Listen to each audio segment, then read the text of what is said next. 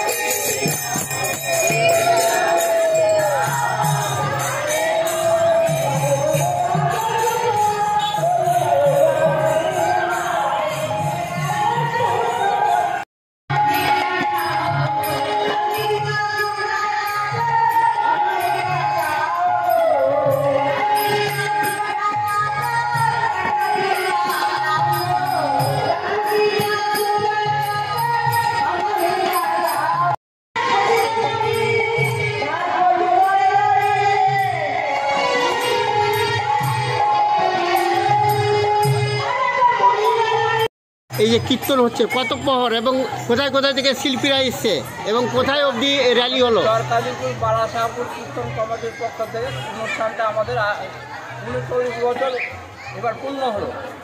1 বছর আমাদের ছাড়া পড়েছে, 40 বছর আমাদের পূর্ণ হয়ে গেছে, কিন্তু 1 বছর ছাড়া ওটা বাদ দিয়ে আমাদের 39 বছর চলছে।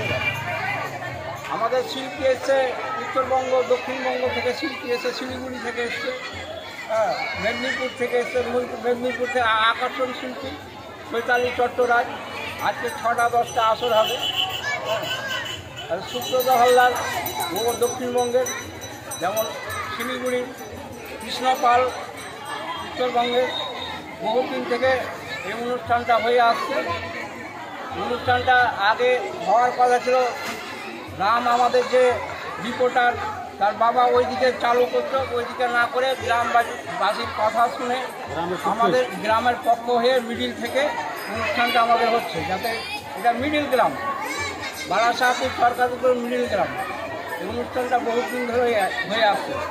আমাদের খাটার কর্মী খুব কম হয়, ওর জন্য আমাদের আরও বড় বড় শিল্পী আমরা নিয়ে আসতে পারি।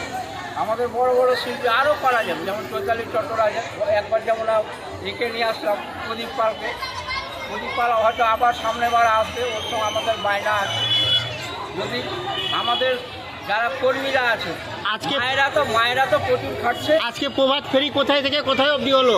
আজকে ফেরি হলো, যেমন মায়েরা ঘুরলো অন্ন ভিক্ষার জন্য পেট্রোল পাম্প থেকে বালাসাহাপুর